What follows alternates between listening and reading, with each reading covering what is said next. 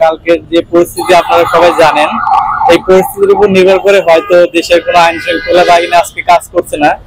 তবে আশা করি সবকিছু ঠিক হয়ে যাবে। আর আমরা শান্তিপূর্ণ একটা দেশ চাই, আমরা কোনো গ্যাঞ্জাম ঝামেলা চাই না। আমরা চাই যেভাবে যেই পরিচালনা করুক, দেশটা যেন সুন্দরভাবে পরিচালিত হয়, দেশে যেন কোনো বিশৃঙ্খলা না হয়, সবাই স্বাধীনভাবে চলাফেরা করতে পারে, এটাই আমাদের আশা। দেশের রাস্তাঘাটে চলাফেরা করতে গেলে কোনোভাবে এটা প্রয়োজন, যদি কেউ ট্রাফিকের ভূমিকা না পালন করে তাহলে দীর্ঘ যানজটের সৃষ্টি হবে, মানুষ বিভিন্ন ভোগান্তিতে ভুগবে। যার কারণে আমরা এই ভূমিকাটা পালন করছি। আশা করি সবাই সুন্দরভাবে আবার সবকিছু ঠিক হয়ে যাবে, দেশের আবার সুন্দর একটা পরিবেশ সৃষ্টি হবে, এই কামনা করছি।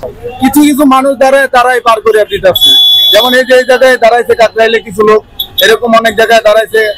এরপরে হচ্ছে বছিলাতে আপনার অনেকগুলা মাওলানা ছিল, ওরা ইমাম সাহেব মানে ছাত্র তারাই ক্লিয়ার করে দিচ্ছে। ভালো লাগতেছে, আছে ট্রাফিক দেখি এখন জ্যাম জটও পাইনি তেমন একটা। ভালো লাগছে, কেন আরো জ্যাম লাগতো। ভূমিকাটা ভালো করতেছে স্যার।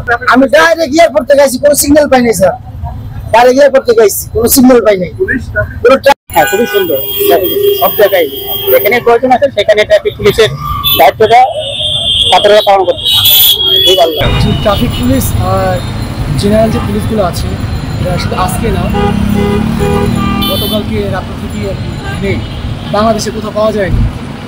কালকে রাত্রে থেকেই আমরা উদয়শনি বলেন, কাকরাইল মোড় বলেন, ঢাকার যে একটা গুরুত্বপূর্ণ যে এরিয়া আছে ওই এরিয়াতে, বিশেষ করে ঢাকার যে গুরুত্বপূর্ণ এরিয়াগুলো আছে এই এরিয়াগুলো আমরা যারা ফ্রেন্ড আছি কেউ জব করি, জবের পাশাপাশি লেখাপড়া, সবাই মিলেমিশে আর কি জব এগুলোকে বাদ দিয়ে আর কি সবাই আজকে আমরা চলে এসেছি। হয়তো আজকে রাতের ভিতরে আমরা ইনশাল্লাহ সমন্বয়ের যারা আছেন ওদের কাছ থেকে হয়তো আমরা ফিডব্যাক করি ইনশাল্লাহ, এবং সেনা প্রধানের কাছ থেকে পাবো, রাষ্ট্রপতির কাছ থেকে।